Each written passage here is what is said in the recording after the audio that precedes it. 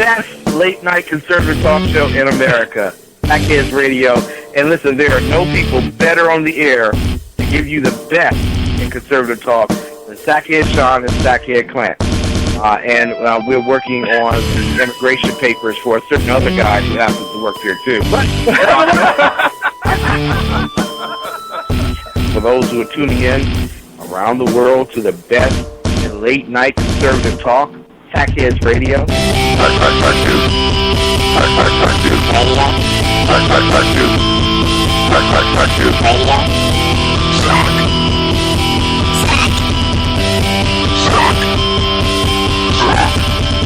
best late-night conservative talk show in America. In America. In America. And in this web was a large, I'm pretty sure it was the biggest spider I've ever seen. It's your move, Sean, just so you know. I just went again. So Sean and I are playing Yahtzee right now. And it's Sean's move. This is how we prep for shows. We actually do things while we discuss topics. And Yahtzee was tonight's game of choice, if you will. Hey, good evening. Welcome to the Sackheads Radio Show. I'm your host, Sackhead Clint. Seated to my izquierda is Sackhead Sean. The what? That'd be left. That's in honor of Trump's immigration plan and so forth. For any of our Spanish-speaking amigos out there, I just wanted to kind of throw a word in there just to kind of make everybody feel welcome and at home. All the amigos up in this casa. We want you to feel at home. Right. Good. Right. How are you, my friend? I'm doing well. Good. I'm doing well. It's nice to be back home. I haven't been in studio for a while. Well, that's because we located Saco last week. Right. So, first of all, here's the coolest thing. You know how you get miles on your, like, for airline flights and stuff last night? Right. Or on your, I should say, for flights you take with tickets and whatnot. I actually, I hit my limit looking for Saco last week. Yeah, no, they actually sent you saying we're unable to give you any more miles because you've circumnavigated the globe. And it was really nice of British Airways to take the Concorde out of mothballs for me. Yeah, no, they did that. Fortunately, I believe, and this is unconfirmed, but I believe that they're huge fans of the show, and so they might have been willing to do that. Yep. For us, or for you, more specifically. It was us. It was an us thing, I thought. Right, yeah, but you got to take the trip. Right, and it was nice. I mean, you know, it's not often you get to see the beautiful people of Uganda.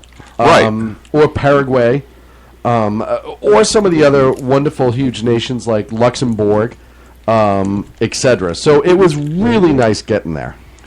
So I don't know what Saco did with our Gatorades, but we usually have Gatorade for the show just to kind of keep the whistle wet and whatnot. And I just went to go take a drink of my Gatorade that I pulled out of the refrigerator, and it's a frozen solid block of ice. Have you tried yours yet? I haven't yet. Give that bottle a squeeze. But it's not cold, which is weird. Right. But it's ice. Yeah. I don't know. So that's a little strange. Dry ice. I don't know what's going on with it, or chemistry. Chemistry. Yeah, that's what's going on. You're welcome. I think that's a good way. I think that's a wonderful thing to do. What? I don't know. Oh, man. So everyone's asking what knows Saco. Saco's not here. Right. But he's not here. Right. Does that clarify? That should answer the questions. Right. And look, it's clear to me. I don't understand what the problem is. By the way, just in case anybody was wondering, because these Gatorades are frozen, the current temperature of them is 273.15 Kelvin. Kelvin, absolutely. Right. Absolutely. Because that is the point where water freezes. You brought up a Spanish word earlier. Which one? Meaning left. I don't remember. Izquierda. Izquierda. Right. I learned another Spanish word this week. Which one? Bishop. My girlfriend got really drunk and fell, and I had to pick that bishop.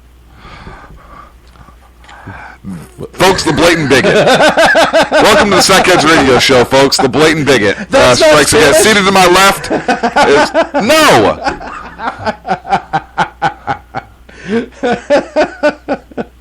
I'm sorry. I misunderstood. Yeah. And judo is not it's a martial art. Are you sure? Yes. Okay. I'm still not 100% on that one.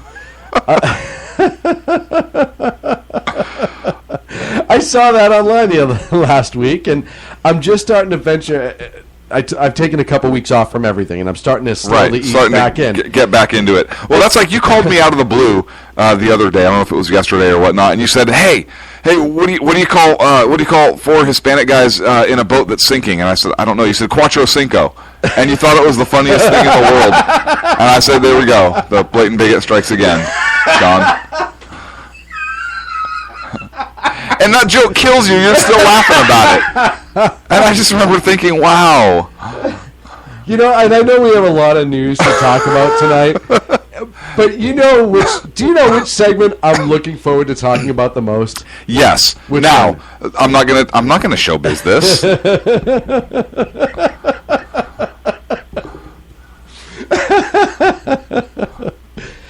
I'm just saying. I do, and I wish I would have.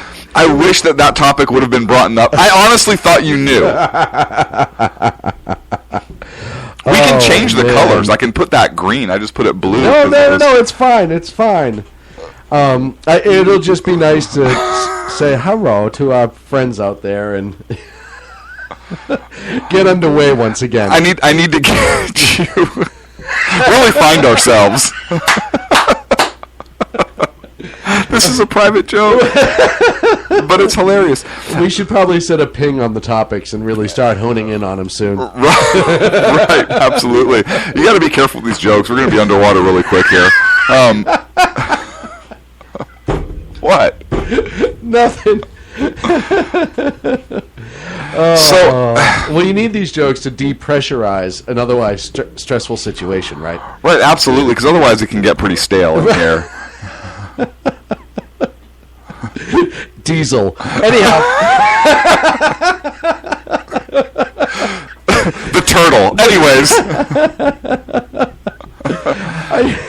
You know how annoyed people must get with our inside jokes? Oh, yeah. It's funny as hell, though. It is.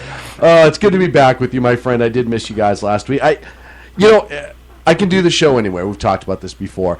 But like last week, I was chasing soccer all over the country. Right. In Vegas. Right. Last month. But Yeah. there's something really nice about coming back to our studio, and I don't know what it is. I don't know why the energy's different.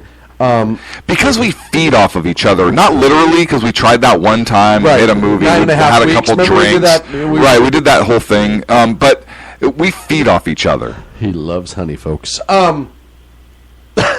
Listen, you promised you would never Speak of this again. that again. People are wondering, who's honey? I was just merely pointing out that you like to ingest local honey to help with your allergies when Right. you go to a new area. That's all. Right. I don't know what you were getting so antsy about.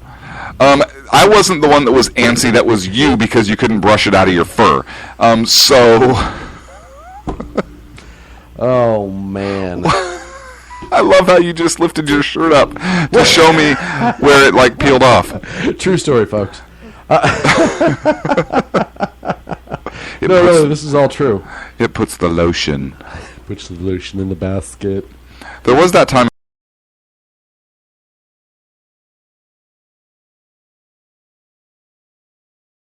He knows that Peaches died, Poor Peaches.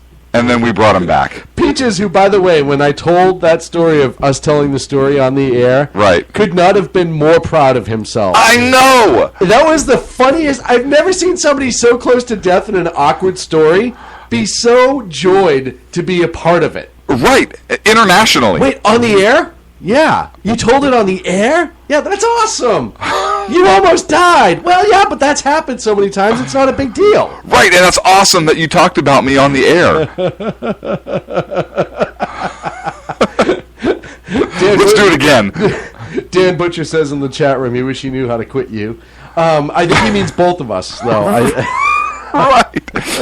No, just you. He doesn't want to be associated with the blatant bigot, Sean. Dan and I can still hang out and drink beer. Oh, good. Yeah. By the way, just before... But you're a problem. Why am I a problem? I don't want to blame this on anybody, because who wants to assign... But you're a problem. Why am I a problem?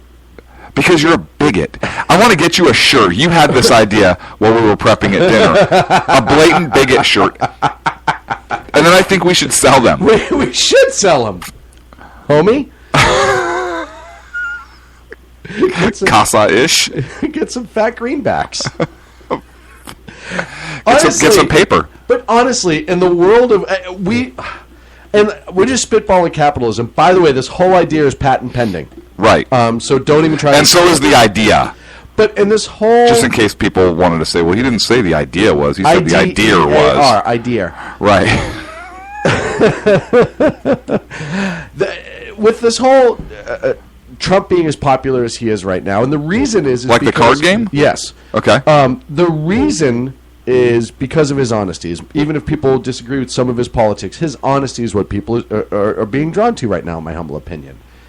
I think the blatant bigot shirt to counteract... We could send Trump one. A lot of people. And it's not negative. Right.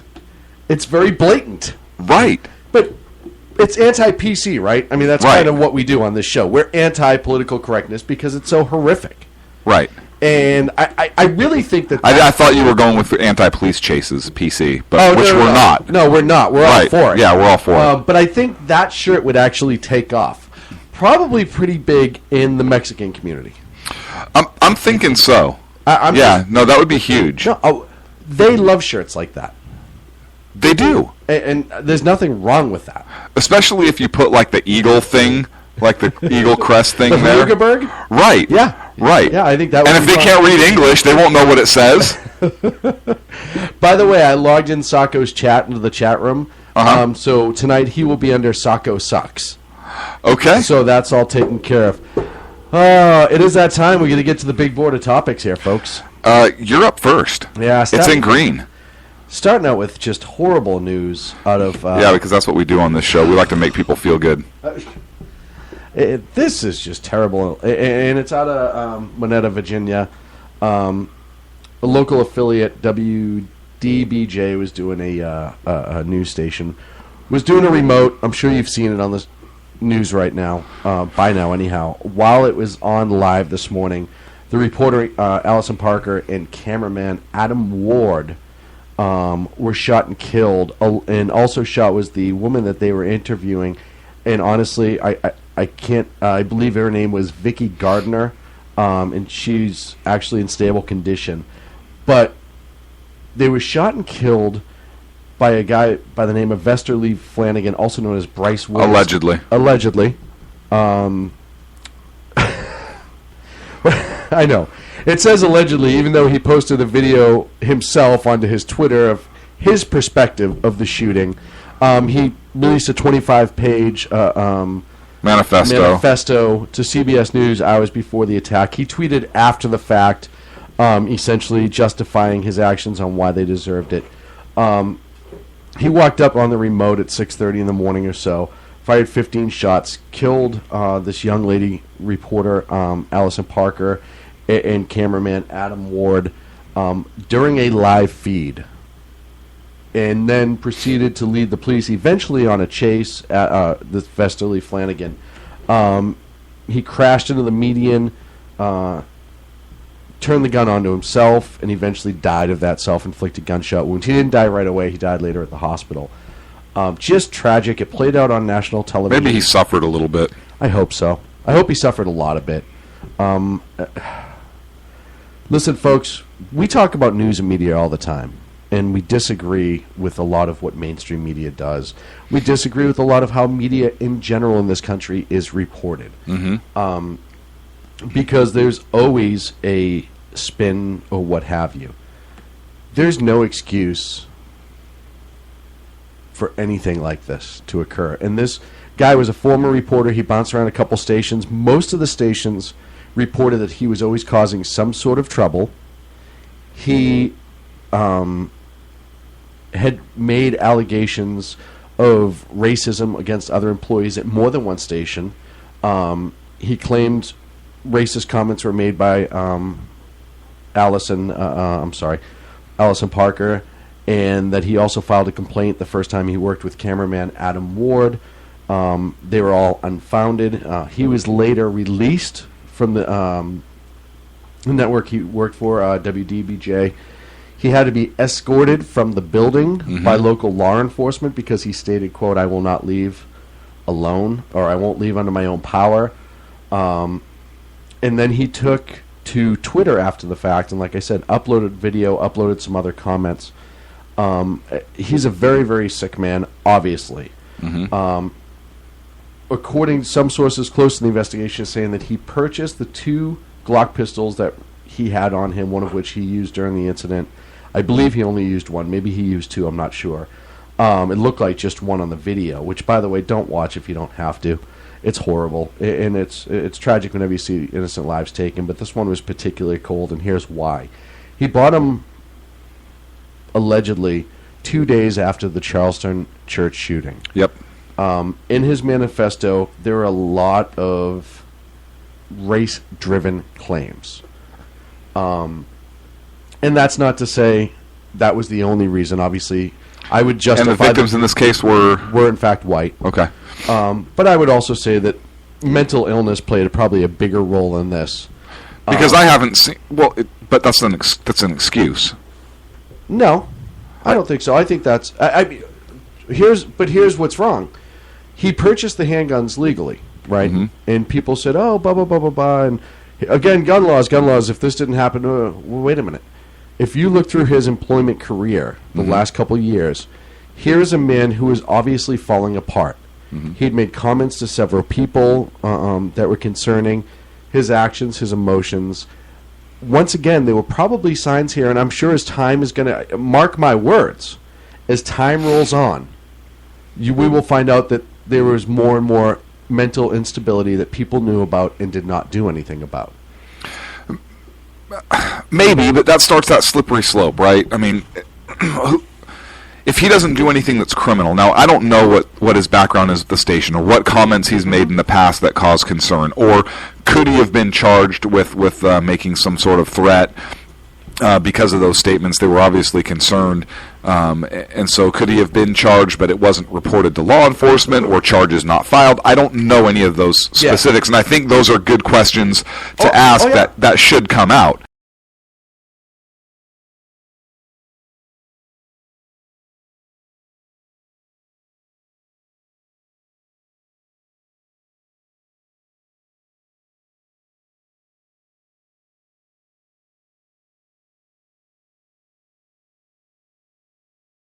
I'm serious, though. There are things that get said, even on this show, that some ultra-sensitive people may take umbrage with or whatever. So I think we have to be very careful with that. I think, for me, bottom line is this guy was evil. And I think he used... race was an issue. I think this is potentially a hate crime. I think a mental illness defense is perhaps... I think it's perhaps... bogus. This guy, he knew exactly what he was doing. He wrote his manifesto. He purchased a gun after the Charleston. He needed an excuse, and he latched onto something, and then he committed this crime. I believe that there should be guilty by reason of insanity on the books, and it should carry the same sentence. Right. So please understand what I'm saying. I don't want people out there to latch onto this and say, "Oh, he didn't know what he was doing." But he was just. I think he knew exactly what he was doing. In cold blood, you could argue that there's a slight mental illness there. To take another person's life in cold blood. See, I think you could argue evil. I think mental illness is thrown out far too much today as an excuse or as an attempt. And I know you're not excusing this behavior, so I want to be clear. I know you're not. But I think it's thrown out so much that it's almost like an excuse to excuse behavior or an excuse to do mental illness. Now, look, mental illness is an issue in this country, and I'm not minimizing that at all. But in cases like this, look, some people are just bad. Right. And I know that's not the politically correct thing to say, and it's not because they're sick or they need help. I mean, maybe some of them do, and again, mental illness is a serious issue, and there are people that need help. But I believe there are people that are just bad. And And this alleged killer, I believe, is just bad. He sounds like he was an a-hole the entire time he worked at the company. And other companies as and well. other companies as well. It sounds like this guy, I mean, obviously it was premeditated. I saw a report that he was ultra sensitive to everything. And apparently Dan Butcher from Pundit Press is telling me in the chat room right now is that he was gay. So now we have a gay black man who's committed a race crime, as he says, by murdering 2 white people in cold blood. But how many times? I haven't seen it reported that way. Like, I've seen references that he was homosexual. I've seen references but I haven't seen reference to this being a hate crime. Because, I mean, even though there are racial undertones in his manifesto. Absolutely. And listen, like you said, I'm not making an excuse for anything. I think anyone who commits a horrendous crime like this, even if they are insane, should fry in the chair. And look, if this guy, this may sound bad, but it's not meant to be. It's not meant to be bad. Look, this coward took his own life. Right. If you're going to take your own life anyway, just do it. Right. I mean, I don't want to see anybody do that. That's not what I'm saying. But if that's your ultimate goal, if that's your ultimate plan, why hurt anybody else in the process? Because I hate to say it, but if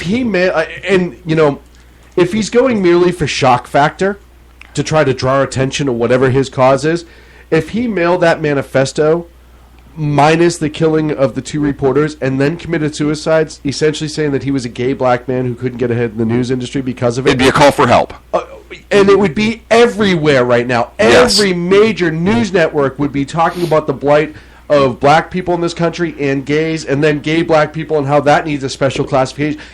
They would be going insane. Yes, and this would be the huge event for how we need to get people help, and it was a cry for help, and all these behavior issues in the past were a cry for help. There'd be parades everywhere. But this coward had to murder 2 people, attempt to murder a third in cold blood on camera during a live news feed, and then he filmed it himself. The alleged shooter. Right. And I mean, that's just sick. And then when the cops found him, then he killed himself. Well, exactly. And he didn't even have, and I'm not saying you should engage law enforcement, but if you're going to have the stones to kill 2 people in cold blood. Unarmed people just doing their job. Literally shot him in the back. Literally. All 3 people were shot in the back. Why not make the ultimate stand, right? Because you're going to lose. He knows he's going to lose, and I want it to be on my terms. Maybe because he didn't have a perceived beef with law enforcement. His perceived beef was with the news people. And perhaps that was it. But either way, and Mary, God bless Mary, I love her so much. She said in the chat room, even if he didn't have a gun, maybe he would have used a knife. And I said, yeah. Or he would have blown him up or driven a car over them the next time they were out, or dropped an anvil on them. One way or the other, it's going to happen. We've seen edged weapons become a component to a lot of these. People that killed in one edged weapon attack in China. It happens. But we're looking at edged weapons having a component now here in the United States as well. You take a look at the student in Pennsylvania that brought the knife to school, the beheading of the woman in Oklahoma. You have the Santa Barbara killer that the first 3 victims were killed with a knife, and then he tried to run them over with the car, and then he shot the last 3. So you had 3 weapons in that attack. The guy in a movie theater with the airsoft gun, edged weapon as well. Yep, he had a hatchet. So we're seeing an edged weapon component to this. So for all you gun folks out there, it's not that violence wouldn't happen if we didn't have just find other ways to guns. Do it. Yeah. So absolutely horrible, obviously. And we'll find out more about this guy as we go on. But this is, like you said, I think the biggest misses on this is the race aspect of it. Mm-hmm. Absolutely. And his history. And obviously, my heart goes out to the families and friends of the 2 that were killed. Absolutely. Both of which were young and engaged to people that they worked with. One of which, the cameraman was engaged to the show's producer who listened and watched it live. And the other one was the night anchor for that network as well. So it's just a tragic story. So, switching gears, Detroit, Michigan, huge problem with crime, and there's a call to arms, for lack of a better term. Well, what white conservative lunatic is calling for that in Detroit? It's got to be some insane person who's just a complete crazy conservative. No. Sheriff Joe Preo, maybe, or... No. Chief Craig. What? Yeah, Police Chief Mr. Craig. Not Chief exactly Craig, a huge from the conservative. Detroit Police Department. Not a big And conservative. he's not a big white guy either. No? Show a white guy? No, I think he's Wide white guy. No, That's me. no, I think he's black. Well, weird. So are you saying that this police chief is using common sense and statistics and then formulating a plan for citizens of Detroit to better protect themselves against criminality? Yes, Oh, so in other words, he's just a damn good police chief. yes, That's what it sounds like to me. yes. And again, this is Well, where the hell does he get off? this is the chief of police for Detroit, Chief James Craig. Where does he get off? I don't know, but here's a quote from him. When you look at the city of Detroit, we're kind of leading the way in terms of urban areas with law-abiding citizens carrying guns. Look, Detroit was hit very hard. They've had issues with cutbacks and whatnot. The crime rate has skyrocketed. The police department there is tapped, and he's calling on local citizens, law-abiding citizens, to reclaim the city. Good. Absolutely. Good. Absolutely. He first brought this God out bless in him. December of 2013. Thousands of folks within the city have got handgun permits. Awesome. In 2014, according to a Fox News report, some 1,169 new handgun permits were issued, while 8,102 guns were registered with the department. Many new permit holders also bought new firearms. More than 5,000 new guns have been registered. And We're going to Detroit, baby. right, and according to Detroit, it is not difficult to get a concealed weapons permit there. Sacco, fire up the van again. We're moving the show to Detroit. Home invasions have gone down. Well, yeah. Yeah, and a lot of these gun owners are using their guns against these intruders, and more people having guns are making burglars cautious. So, and this is according to Rick Ector, who's a firearms instructor, who also runs a blog, Legally Armed in Detroit. So again, a positive story here, and Craig? yeah, and. What a great guy. Look, Detroit has a population of about 680,000 people, and over 80% are black. So this is not a racial issue in terms of trying to keep a particular minority group oppressed. If anything, it's about getting a group of citizens, residents of to defend themselves in their city. Absolutely. And listen, we've talked about where Detroit was before the Democrats took over 45 years ago. Mm-hmm. It was one of the richest cities on the planet before the Democrats and the unions took over. The huge factories. The auto industry was booming. Yep. And then the Democrats took over and essentially taxed and destroyed it into submission to where now the population is cut over half in the last 20 years. Over half the city has left Detroit. And now it looks like that there's finally somebody in Detroit, Chief Craig, who's going to stand up and start taking their city back and giving the people the power in the city, if you will. You mean allowing them to exercise their Second Amendment rights and their rights to self-defense? Yes. Their fundamental natural rights. Yes. Yes.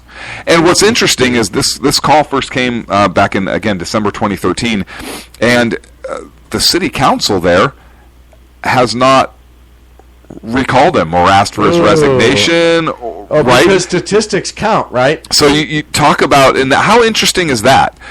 So you're talking about a liberal city with a liberal council, I believe, and yeah, very liberal. He's still in power, right? And if you can't tell me they couldn't find a liberal black chief of police who would say there's no gun permits, no way, the city's too dangerous, or white police. It doesn't matter. Anybody, right? But the community is predominantly. And I'm the blatant bigot. Look, the community is predominantly black, and I think it's completely reasonable, right? And listen, if you really want to know how bad Detroit is, a couple of years ago, there was a documentary made about the Detroit Fire Department and what they had to go through and how screwed up Detroit is. Well, yeah, especially since there's no cats to rescue out of trees there. Well, Detroit, everything's on fire all the time. Detroit has the busiest fire department in the country, I believe. Because you have all these abandoned houses, and sometimes arson is like number 4 out of serious crimes. Like, it's amazingly high. But when they rode along, you actually got to see the city of Detroit extremely well. How poorly funded it is because there's no tax base there to pay for the city needs. I believe they're in receivership through the federal government for a few years. There's a lot of things that needed to change. But what you saw in that documentary was a city literally on fire and burning itself down. Drug addiction through the roof, violence through the roof. They couldn't go to some calls because they were getting shot at. So to have a police... No doors were closing. They were on fire. To have a police chief stand up and understand that the need of his citizens in the city come before everything else. My hat's off to Chief Craig, and I think they get the Sackhead clap. Is that you've given that to somebody before? Sacco. Right. By the way, Sacco's in the house. Sacco's in the house. You want to chat with him at shrmedia.com. Click live chat. He's already logged in. Yep, he's logged in under Sacco Sucks, so you can chat with him there. We'll be back right here on the Sackheads Radio Show, live on the SHR Media Network. We have Clinton block when we come back. We do, not you in block, but Clinton, the Hillary block. Right, Kenkel block. Controlled by corrupt politicians. You got a business. That you didn't build that. A team of ordinary men emerge from the ashes to give voice to the voiceless and hope to the hopeless. Sackhead Sean. Dude, I'm not saying half of the stupid pro. Sackhead Clint. All good friends of ours usually show up drunk.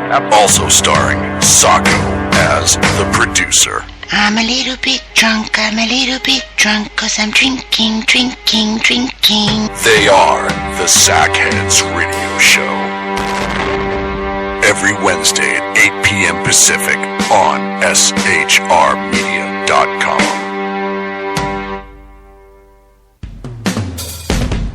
This is Tammy Jackson, inviting you to join me on the Tammy Jackson Show every Tuesday night at 7 p.m. Pacific on the 405radio.com.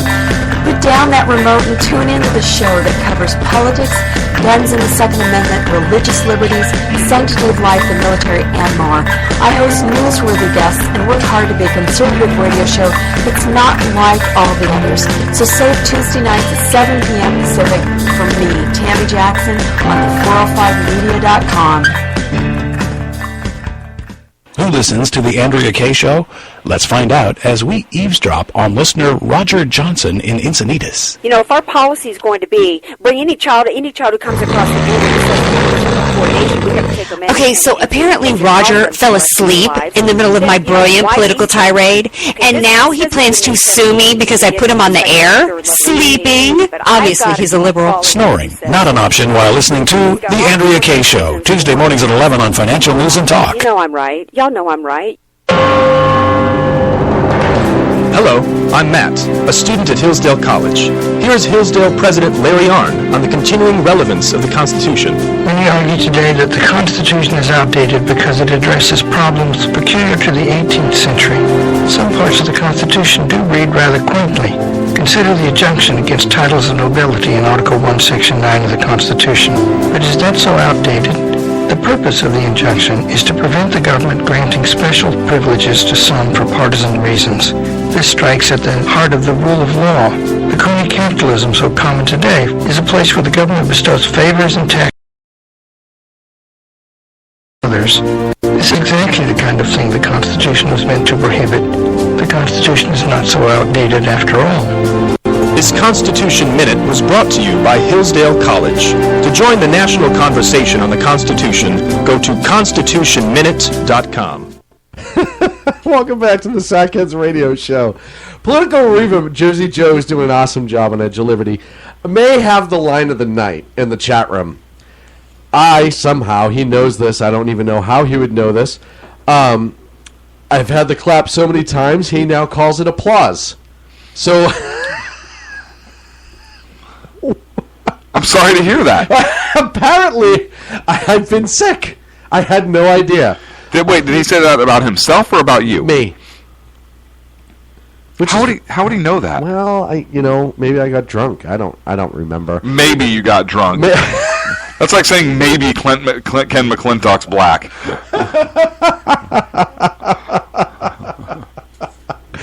Anywho, we actually confirmed Maybe that.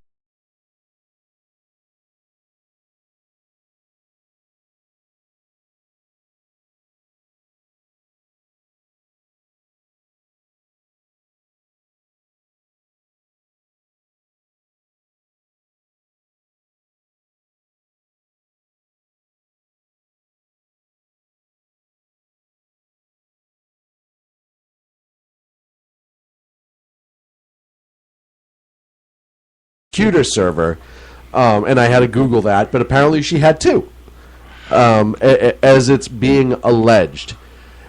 So we knew about the first one, and she's not the only one. That's what's kind of interesting. Well, I want to go back for a second here because you talked about the potential of a possible second server, but there were reports now that she actually had classified information from three different agencies. Yeah, but it's only three. Perhaps. Oh, yeah, perhaps. And now there's questions about if she still has a security clearance. Well, if she'd be eligible for one. Wait, what? No, she might still have one. Oh, what? Yes. I just figured with all the criminality, the question was, is she potential criminality? Sorry. Potential criminality. If it's possible for her to still actually obtain a secret clearance to be president. That was kind of my question. But now you're intimating that she may actually still have an active secret clearance. Right. That's one of the questions that's being asked now by members of the Senate, members of the Judiciary Committee. They're questioning specifically, hey, does she still maintain her security clearance even though there's an FBI investigation? And that's a great question. It is a great question. Right, Senator Charles Grassley wrote in a letter, quote, since the ICIG, the Intelligence Community Inspector General, made a referral to the FBI pursuant to 50 U.S.C. 3381, so the United States Code, has Secretary Clinton's security clearance been suspended pending the outcome of the inquiry? And it's an excellent question. Right. And it should... It should be. Look, if there's an active investigation into the loss of classified information, should these clearances be suspended by the security manager pending the outcome? And of course, they should be. Yeah. Listen, the fact that as any of this is going on, even the possibility that she may have a secret clearance is jackassery, right? Because any sort of investigation like this, the first thing you do is, if you're still active, they remove you from your position, suspend you, what have you, and suspend all of your access and clearance. That's kind of standard protocol. Mm-hmm. So the fact that it's a question tells me someone wasn't dotting their I's and crossing their T's. Well, the State Department had a response. Oh, good. We do not confirm details of individuals' security clearance. Oh, so yeah, she has it. Yeah. That's what that is. Because if not, they would have had that idiot Psaki in front of a microphone so fast going, whoa, no, she hasn't had it. No, her clearance was removed when she was no longer Secretary of State because she shouldn't have access to anything like that, blah, blah, blah, blah, blah. This, that, and the other thing, and we have the times and dates that it was removed specifically in pursuant to U.S. Code number blah, blah, blah, blah, blah, this, that, and the other thing. Oh, I'm batting my eyes. Look how pretty I am. Don't ask me any hard questions. Which is actually a direct quote, I believe, from one of her press conferences. Yeah. This is absolutely disgusting. Ludicrous. This is ludicrous. I don't know if this is insane or this is ludicrous. Who was it? Mike Tyson. Yeah, but who? It was Tracy Morgan doing Mike Tyson. Yes. On the Chris Rock. Oh no, it wasn't Chris Rock. Chris Rock on Saturday Night Live. The Nate. Oh, what was that show? It was the only 15-minute show on television. Why? Because the man wouldn't give me 30. Not X. You're digressing.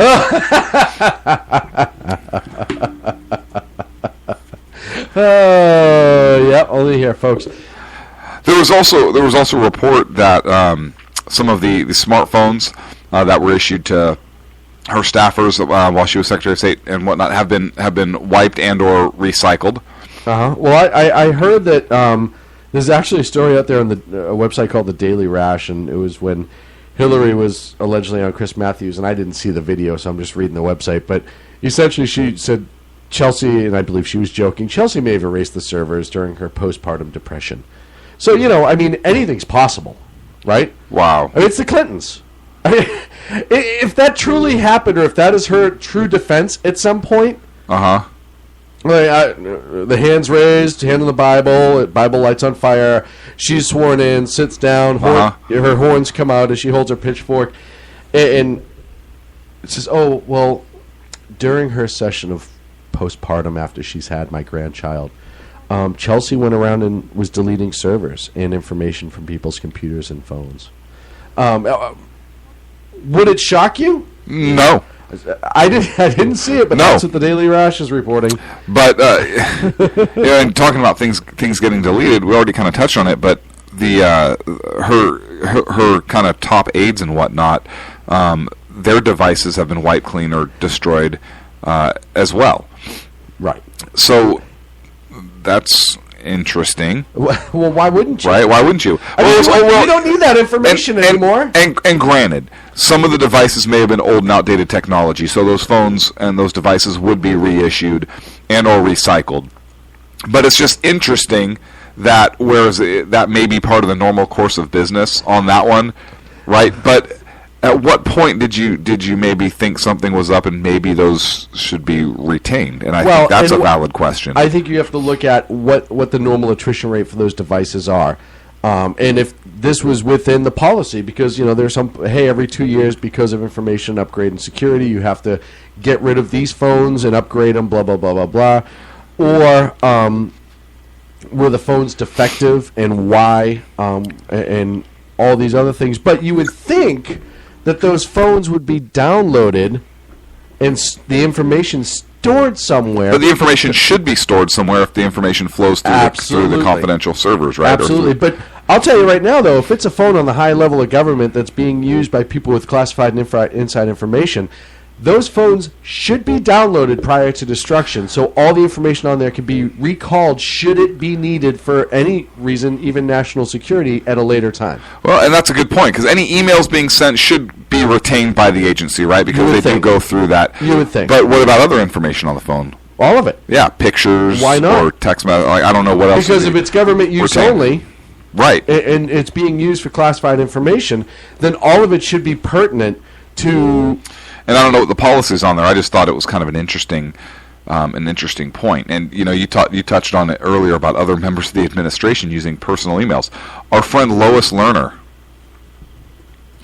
had a personal email account.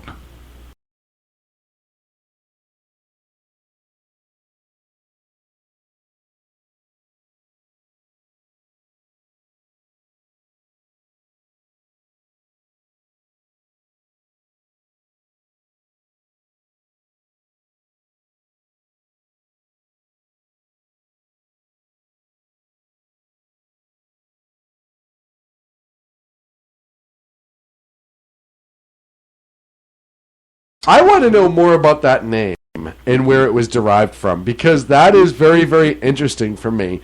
And I'm guessing that maybe we should check like Facebook for Toby Miles, Instagram, all those things, just to see what else was used under the name in that email, Toby Miles. Right. To see what server that email accessed. Look, this was discovered. The IRS attorney Jeffrey Klimas, whatever the hell his name is, was putting together some documents to give to Judicial Watch attorneys when they found this other email account.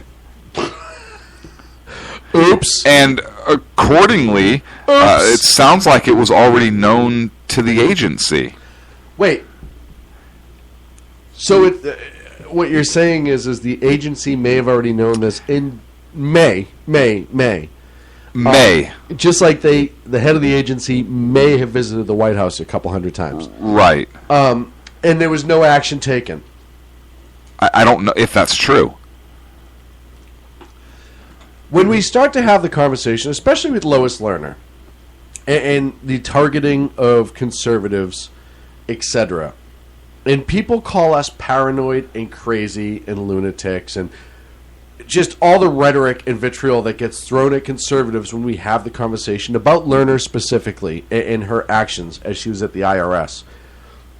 I always explain to people, it is things like this that make me nervous.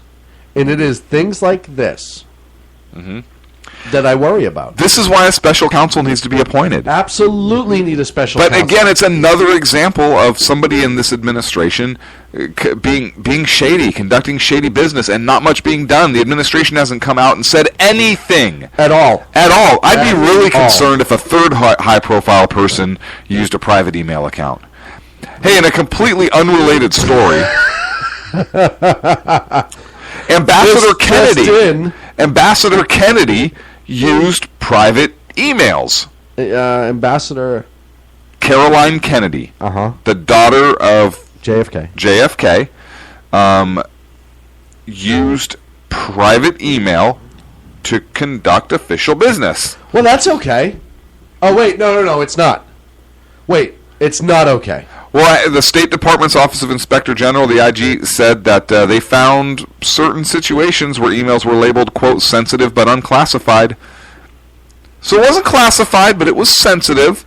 That was sent to or from her personal email account. But let's be honest at this point. Why would you even think about using it? It makes no sense to me.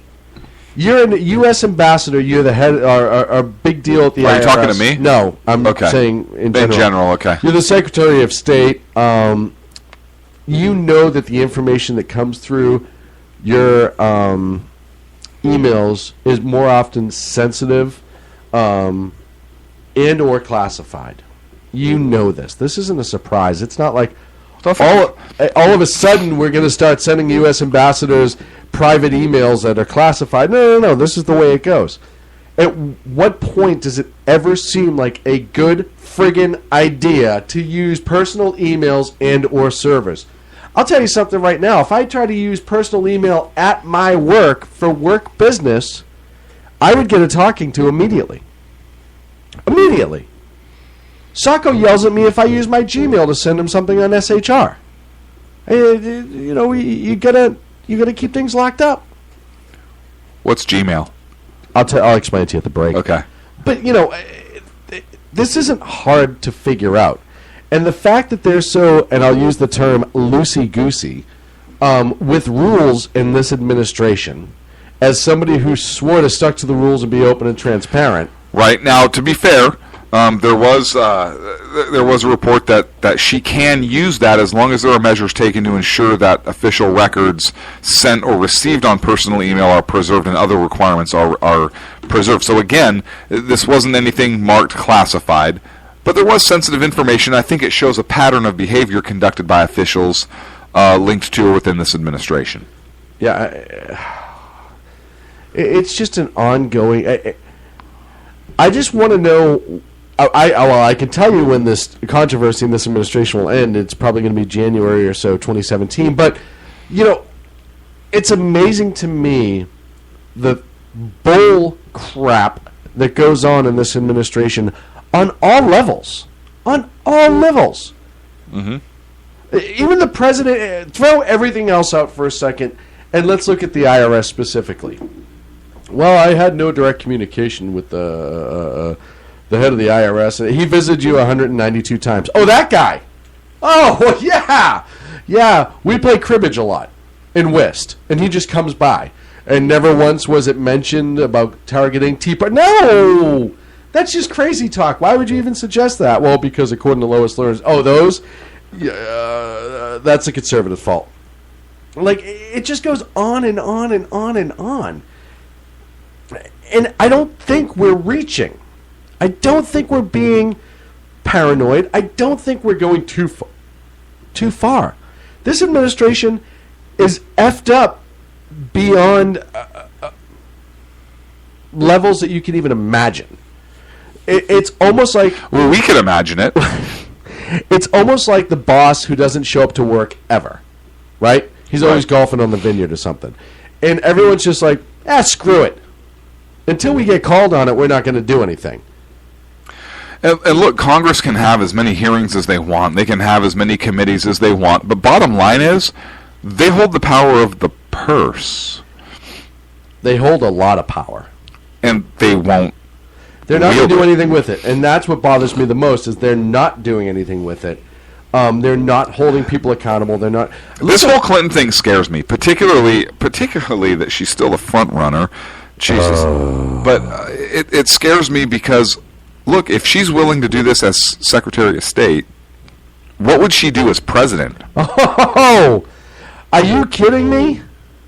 Are you even kidding me? Oh, I cannot. It would be possible that they would be the first husband and wife team impeached.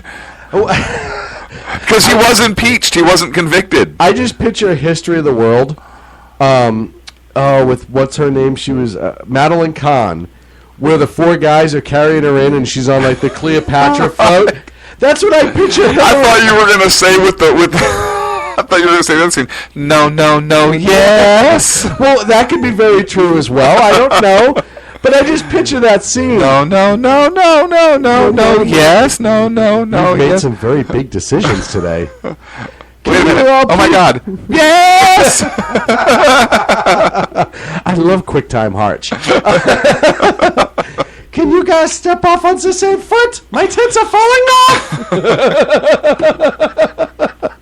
Madeline Kahn, she was awesome. But yeah, no, an unrestricted Hillary Clinton does frighten me. Because, and we've seen, you can read back through all the stories. Again, I refer you to the 47 bodies of Hillary Clinton, all the different things that have happened bizarrely around the Clintons and continue to happen in a bizarre manner. You can't sit there and tell me that she would not go off the reservation and really just do whatever the hell she wants. And I honestly think that it would be worse than this president in a lot of ways. Mm-hmm. She may not be, her political agenda may not per se be played out as much as his is, but I think her personal agenda would go through the roof. And I really believe that her personal agenda is more frightening than her political agenda. Because I think her political agenda is just to get elected. I mean, if you listen to her talk, she doesn't really have anything. She hasn't really made any big statements about what she's going to do. It's been typical I'm running for office speak, right? It's all about the middle class and crimes in inner city, and I want to meet with these groups and that group, blah, blah, blah, blah. She didn't come out and say, I'm going to completely redo the Fed. She's not going to come out and say, I'm going to hold Congress accountable for a budget or whatever. Turn us to socialism. Whatever she wanted to say. She hasn't really come out and said anything massive. Why? I don't think she really cares. I think her agenda is all about Hillary. I think she's a bigger narcissist than this president. She is. I don't know about bigger narcissist than this president, but she is a big narcissist. And she's. Have you noticed she's moving farther to the left? Of the stage? Also, in general, in her views. Because I think she's worried about... Well, she knows she has to, right? Sanders, I mean, you look at the politics. Yeah, you look at the politics that are out there right now, and look at... You have Sanders, who's pulling huge crowds and taking bigger numbers. We talked about this last How does a socialist, communist... Because members of this country right now have been so convinced, and I will say through education system, school and college, that socialism is the way to go. I don't agree, but I believe that is the mindset of many, many young people in this country, because they've been convinced the only thing wrong with socialism and communism is this hasn't been done right yet. We haven't done it right yet. That's it. Nothing else. But we'll do it right. You know, and when you try We're different than any other society on earth. We will do it right this time. And my example for that is, look at Debbie Wasserman Schultz. When she was pushed by Chris Matthews on Hardball, what's the difference between a Democrat and a progressive? I'm sorry, as a socialist. She had no answer. Because there is no difference. Well, right. Well, there is a difference, but she couldn't articulate it. Not a huge difference. Not a huge difference, but I'm between talking, a progressive Democrat. What I really think that Chris Matthews meant is a traditional blue dog Democrat versus a socialist, and there is a big difference. And I don't think that she knows. I don't think he meant that. I don't think she knows what a traditional Democrat is. I don't think that's what Chris Matthews meant at all when he asked that question. Pardon. Well, either way. Do you think Chris Matthews is a blue dog Democrat, or do you think he's a socialist? I think he's more of a traditional Democrat. Do you really? Overall, yeah, I do. I think in his personal life, absolutely, I do. Because you look at some of the things that he's gotten mad at, and they were the more socialist things, even at this president and this administration. It was the more socialist agenda. Do I think that he is even a centrist? No, not even close. No. I think he's a hard left, but I don't think he's a progressive left as far as, say, a Sanders, an Obama, a Warren, like a Stalin, a Lenin, not John, Mao, Guevara. I could keep going. Essentially, everyone's faces that are on shirts right now. But that's the problem with this country, right? Is socialism? It's cool. It's being taught as cool. It's cool, and that's what leads folks to revolutions that are not necessarily in the best interest of the country. And when you try to explain the difference between socialism and communism, it's amazing to me. What's the education system's a joke in this country? You read a Facebook post earlier to me. Oh, I read you a couple. But one was Paris isn't its own country. Why don't they teach us this in school? That was a good one. Right. And the other one was Hawaii is its own country. Right. And we know that the oceans aren't rising because it hasn't sunk yet. Right. Which, if it was floating, no matter how much the oceans rose, if they were rising, it would continue to float on top. But it's not floating. It's I'm just saying. Because islands just float. Because islands, well, that's what they do. They're not really in the same place. Like, you have to constantly update your nav to fly there. But we had the Congress member a couple years ago worrying about Guam tipping over, and this was a member of Congress, an elected member of federal Congress, asking the Navy if Guam was going to become too top-heavy and tip over into the Pacific Ocean. That is not made up, folks. That actually happened during a hearing. I wonder if some of his constituents said, please ask this, and so he did it. Or if it was a dare. I wish. Maybe Joe Biden dared him on a bet. Hey, remember that bet you lost? Yeah, Niners Seahawks. So you get to ask that Navy guy. So you're having a hearing with the Navy, right, about Guam and the top heaviness and the too many snakes or whatever the fuck it is? Here's your question. Here's your question. You lost the bet. Will Guam, sir, I'm gonna look like a jackass. You lost the bet. Become too top heavy. You lost the bet. I was gonna grease myself up in Vaseline and run around the White House lawn. But but you lost this bet. Mr. Vice President, you actually did that anyways. Yeah, but I didn't have to. Right, you have to do this. So nothing at this point shocks me at all as to what else could come down the line. We're up against a break. We are up against a break. When we come back, I'll talk about our friends, and you are just giddy about this. About one particular segment of this. We're going to have a Korea block. Oh, we are going to have a Korea block. And there is one segment that I wish I would have held on to this information, because when I told Sean this, his reaction was priceless. And he said, I wish you would have waited. I said, how did you not know this? When we come back, Korea on the Sackheads Radio Show. Live on the SHR Media Network. The best late night. That's how you know I'm at the board, folks. Controlled by corrupt politicians. It's got a business. That you didn't build that.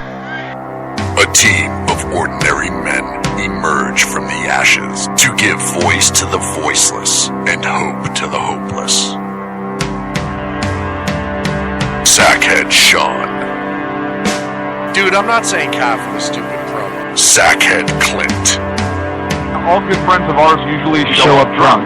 Also starring Sacco as the producer. I'm a little bit drunk, 'cause I'm drinking.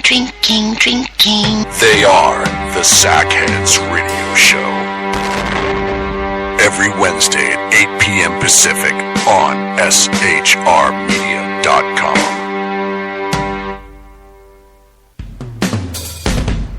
This is Tammy Jackson, inviting you to join me on The Tammy Jackson Show every Tuesday night at 7 p.m. Pacific on the 405radio.com.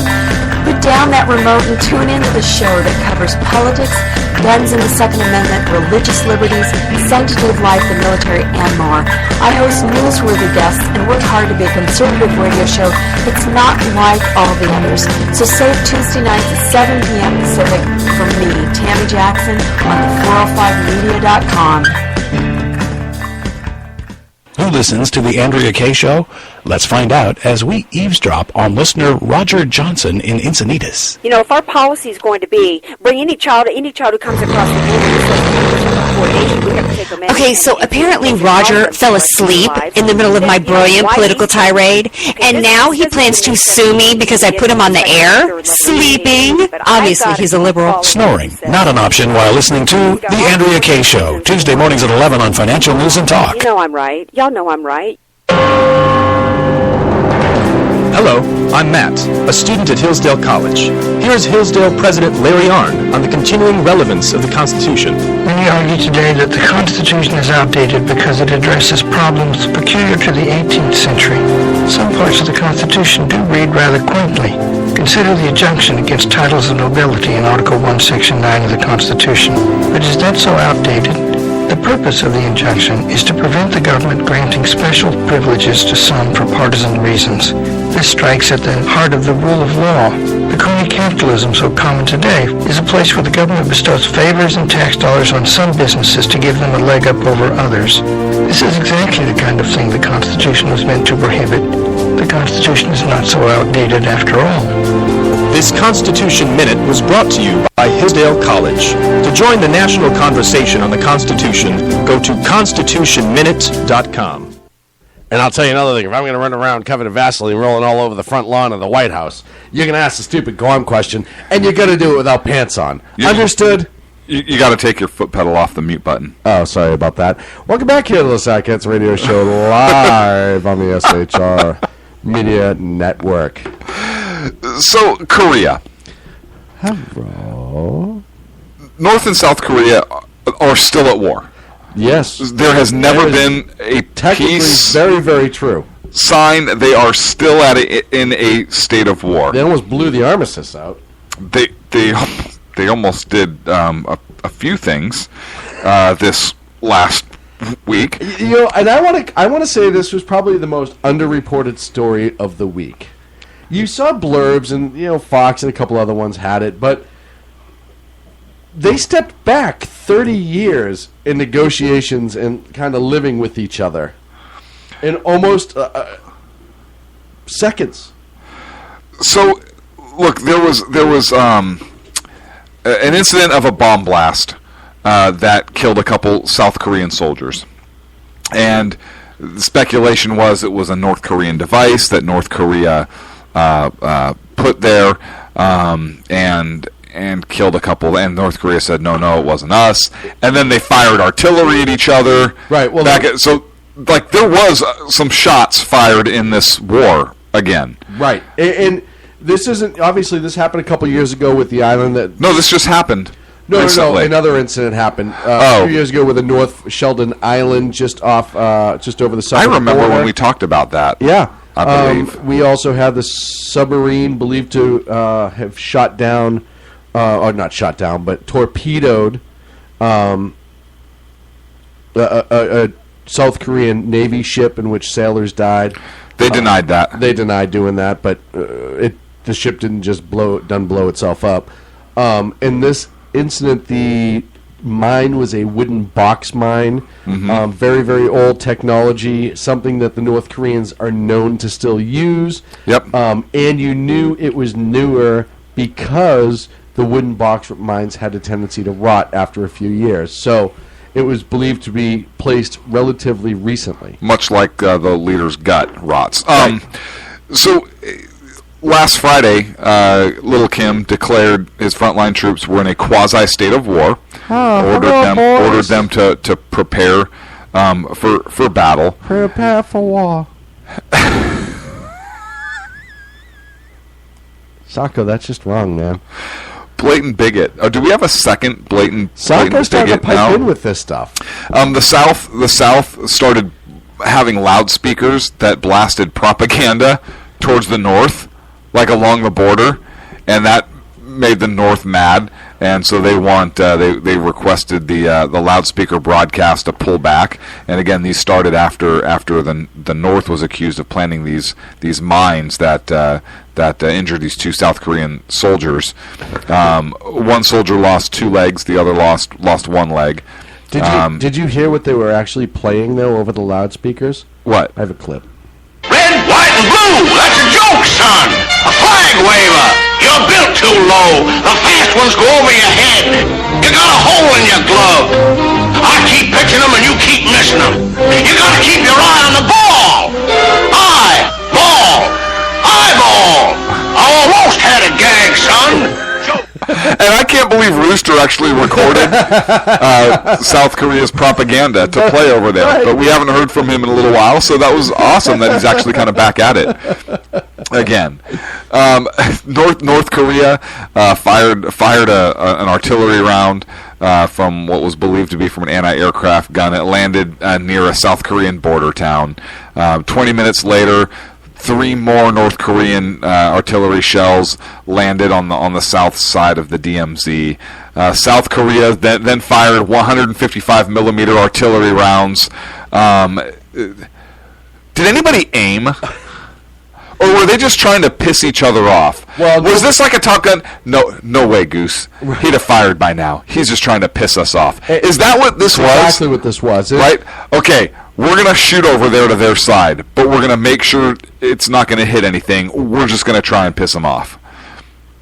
Exactly. And it's one of those things that I think the North Koreans were hoping that the South Koreans would hit a target and then be end up being the bad guys, right? Because you look at the last 10 years, all these incidents that have happened, and South Korea has really maintained self-control for not striking back during these incidents, even though they should have, in my humble opinion, time and again, but they don't because they're really nice people, apparently. The North? The South. And the North didn't hit anybody either. Well, may I wonder if Little Kim... The South can hit. Right. So is it that the North is incompetent, or is it that the North Korean commanders are like, this is going to go really bad for us if we hit anything, so let's just fire rounds over that direction?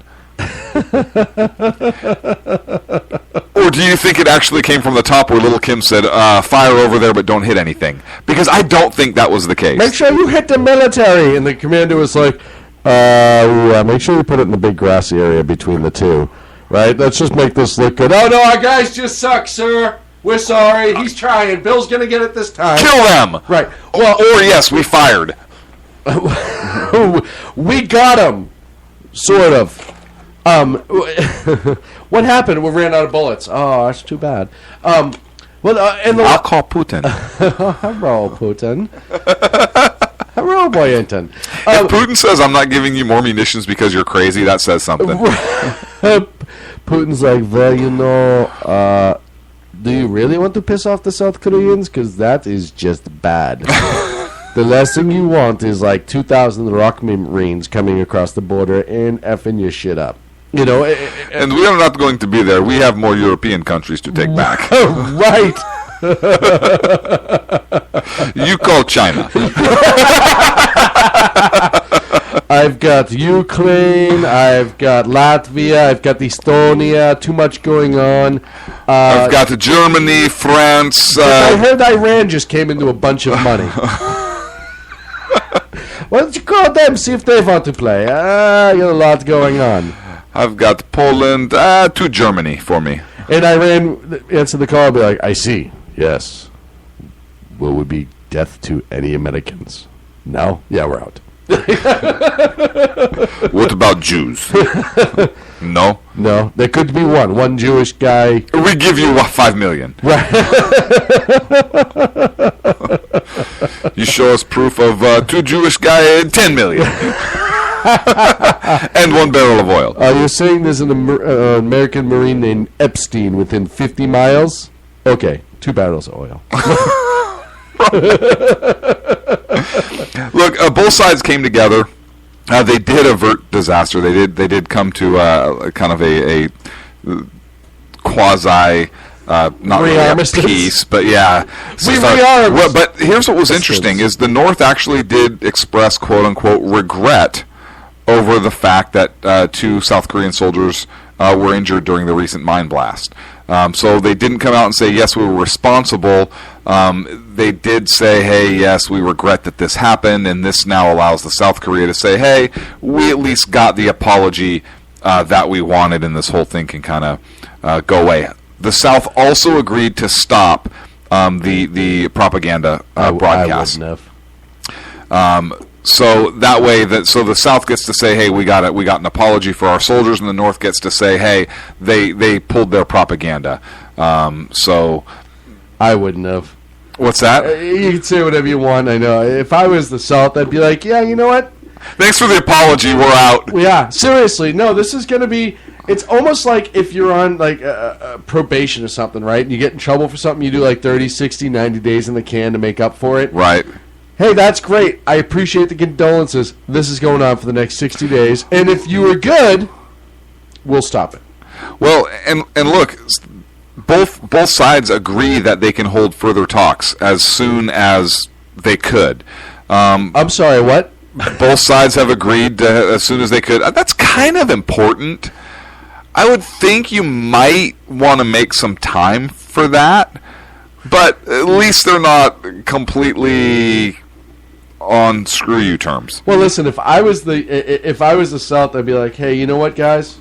Anytime you want to surrender, we're down. We're down for it.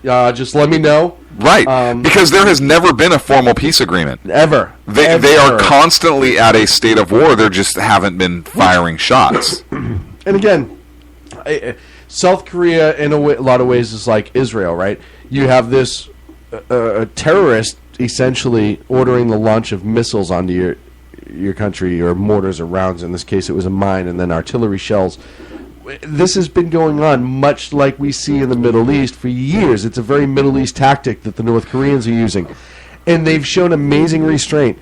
Can anybody honestly look at the South Koreans if they turned around and just destroyed every military outpost in the North and say, oh, you shouldn't have done that? What's going to happen? Nothing's going to happen to them. Right. Nothing would happen to them. But here's another interesting development, is both sides agreed to starting next month in September, share DirecTV, reunite families that were separated by the Korean War, on both sides. So, and that's something that has not been done before. North Korea actually sent their top political officer, which many people believe he's basically the second most important person. Number two. To Little Kim. So they're showing some some seriousness, which I think is a good thing. It also makes you wonder if South Korea didn't pick up the red phone and go, yeah, you know what, this is the last time. Well, here's what's interesting. In a completely unrelated story, 3 B-2 bombers landed in Guam. Oh, weird. Just chilling. Just go. Did it tip over? First of all, did Guam tip over? Guam did not tip over because the B-2s, in addition to being stealthy, are super light.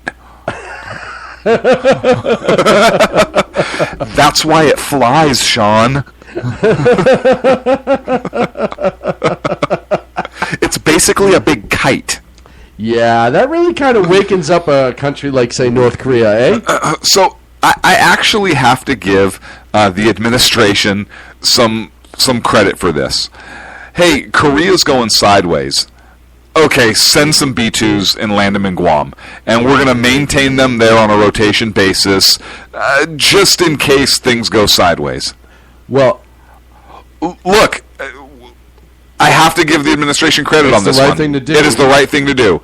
Because nothing says look, we're serious about backing your Like play, double then B-2 nukes. I wish some B-2s would land in the Middle East to back Israel's play. In Israel, yeah. Right? But maybe we'll get there someday. I'll take this president supporting one of our allies. Well, and it also makes you wonder, though, too, if that wasn't made on an Air Force level, and then let's throw 3 over there for training, and then I don't think so, because the story actually came out, and Air Force Chief of Staff General Mark Welsh actually said, "Hey, due to heightened tensions in the Korean Peninsula, we're sending 3 B-2s to Guam." Oh, good. So no, they put it right out there. Hey, yeah, we're sending 3 B-2. Oh, but that happened while Obama was on vacation, right? So Biden? No, I don't. Biden could have flown one over. Watch this. Hey guys, strap me to the wings, buck naked all the way to Guam. I got $50. Hey, hang on a second. Hey, Tom Cruise did his own stunt, right? That was a C-130 he was hanging off of. B2, One strap, baby. huh? Watch this. I'm going B-2. Tom Cruise is a pussy.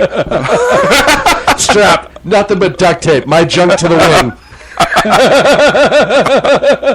Little flat boys. Wait, did I say the wing? I meant front windshield. I want to hang brain on the front windshield. I want that pilot to look at me the whole time. Can you just picture like a Guamanian chilling, like, oh, a couple planes. Is there a guy on the front of that plane? Oh God, is the vice president naked? As he's just like, almost like the never-ending story. Whee! But just duct tape, just his junk. Could you imagine? Could you? Does that B-2 then become Air Force 2? It does. Air Force 2 and 3, I think, actually. So if Biden were on Air Force 2, do you think he gets on the radio? Hey, let me talk. hey, Air Force 2 here. Yeah, it's Biden. Yeah, big balls Biden. AF2, another friggin' 2, right? I don't know. Let's do barrel rolls. 747, sir. Don't be a pussy. Let's do it. Chuck Yeager did it. Come on, let's go.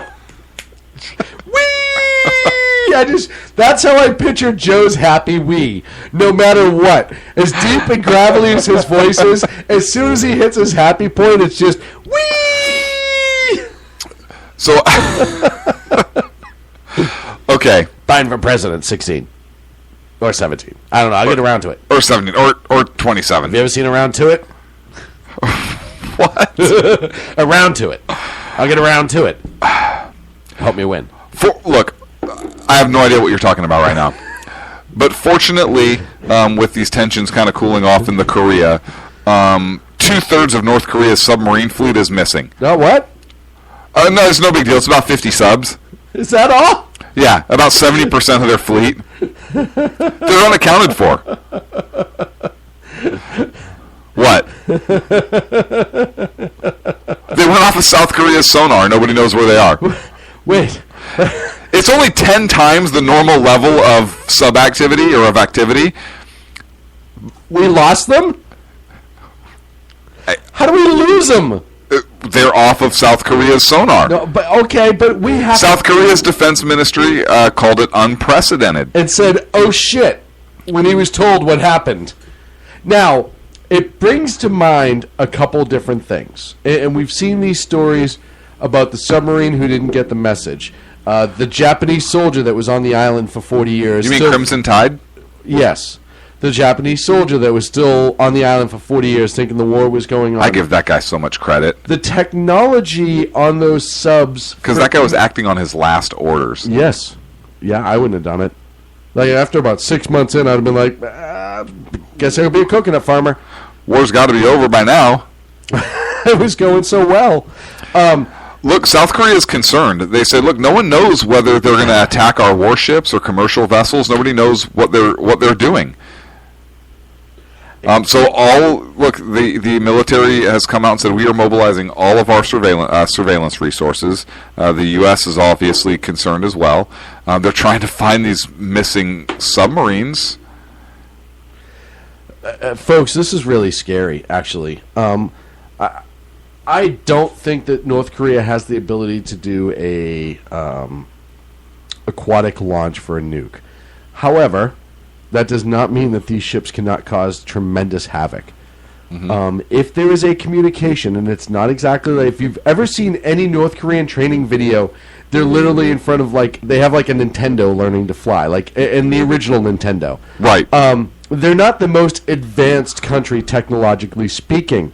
They may still be using the Enigma machine. I'm not 100% on that, but it would not shock me. The fact that a message... You mean the Rubik's Cube? The Rubik's Cube. The Cube of Rubik? The Cube of Rubik.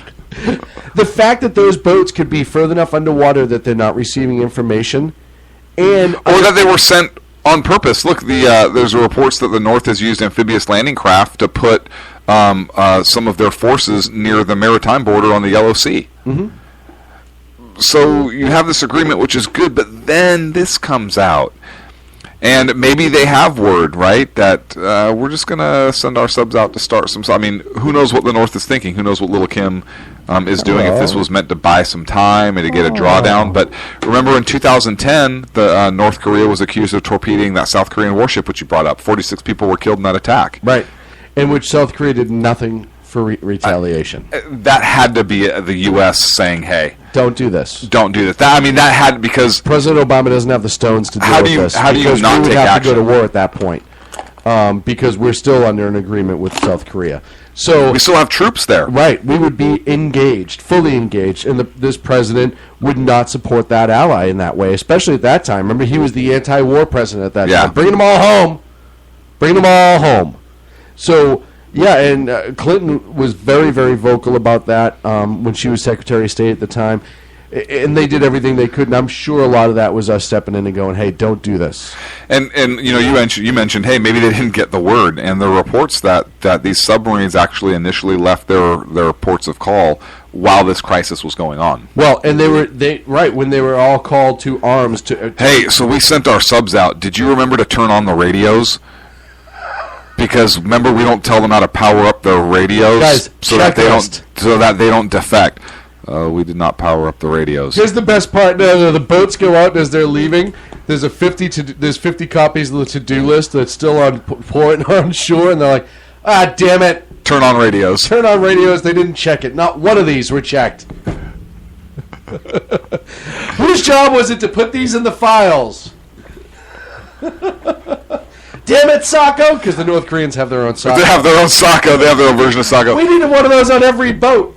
A Sacco? A Sacco. I would love to... there's a great show on television. That should be a rank. A Sacco. A Sacco. Either a rank or a job. Like a job classification. What did you enlist to be? A Sacco. I was a rear Sacco. You don't want to be a rear Sacco. A mid Sacco? A basic Sacco. Sacco's mate first class. Sacco's. I'm a Sacco's apprentice. I'm a senior seaman Sacco. I'm a senior Sacco seaman.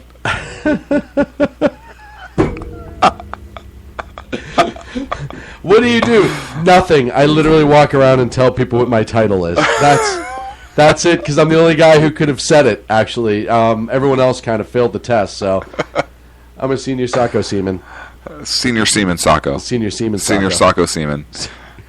She sells semen by the senior Sacco. She sells what? Sanctuary. How did she get it? The Cure, great song. Oh. She sells Sanctuary. Yeah, it's... Listen, at any point... So that's the part of the story where I told you, 50 North Korean subs are missing. I missed that. I missed that story. You told me, and I about fell out of my chair at the Korean restaurant we were at. Now, which was great. Try the bulgogi. That's not the point. The point is I got charged double because I did my Little Kim impression. You did right off the bat. Oh, we're the submarine. You did. True story. I had to pay $5. You paid $20. Exactly. And then you told me you were dead serious, and it's very, very concerning. And listen, your reaction was classic. You literally started laughing so hard, and you said, "I wish you would have told me that on the air." Right. I wish I could have gotten that reaction live on the air. I think about how antiquated and out of touch North Korea is with reality, and their military personnel and equipment are no different, right? They only have the information that government gives them. Mm-hmm. And they only act on the information that government gives them. In my opinion, it's actually worse than the Soviets used to be. I think the information is much more strangled and specific. The Soviets, people started getting more and more technology smuggled in than the North Koreans have. They reached out. Many of them wanted to come to this country. A lot of the Soviets back in the day, soldiers, wanted to become Americans. And it happened all the time. You don't see a lot of North Koreans defecting every once in a while, but it doesn't happen on a large scale. They are true to the cause. And that's why they were concerned about that propaganda. Right. Because there was a big fear that it would demoralize the troops and they would, in fact, defect. Right. And you know what? Instead of munitions, you know what South Korea should have shot over? Hookers. No, like iPads. Just like in one of those rugged thing, like just a couple thousand of them. I like my idea better. Oh, they're already hookers. I mean, it's North Korea. Blatant bigot, folks. Why wouldn't Strikes again. Why wouldn't they be hookers? It's North Korea. Funny story. But Wi-Fi enabled and like internet ready with like web pages already loaded up on there. Just ready to go. And literally in the front of it in Korean, right, press here to open. It opens up and off they go. That's what I would do, but that's just me. I heard a story about North Korea, and it's funny we talk about this. A friend of mine had a coworker who actually visited North Korea. Why? Same reason why people stare at car accidents. Okay. It's the awe factor, and it was one of those things that he said he had been to South Korea when he was in the military. He had to go. He had to see for himself, really, what it was. Okay. And out of all the stories that were told, and he said, I wasn't allowed to leave my hotel room without my escort, my tourism escort. There's rules on how to take pictures. If you take pictures of Kim Jong-un, you have to get Kim Jong-il in the picture as well. You have to get who? The other fathers there. The one, Kim Jong-il, Kim Jong-un's dad, that guy. So if you take a picture of the leader, you have to get this other guy in the picture also? Otherwise, what happens? Do they kill you, or do they let you delete your picture? No, I think they just take your camera and destroy it. They can't just delete the picture? No. If you take a picture of the dear leader, you have to take, which is obviously Kim Jong-un, you have to leave some sort of gift or present at the foot of the picture that will be given to him, allegedly.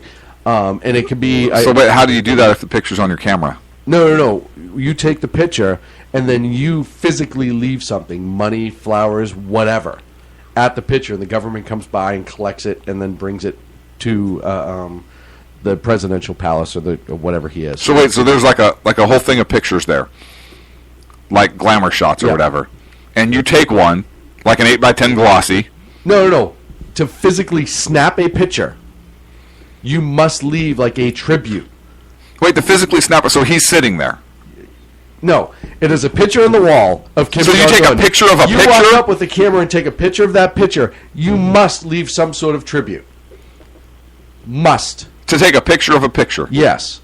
And the most amazing things that he... this is the funniest part. This is what he learned that was the oddest part of all of this.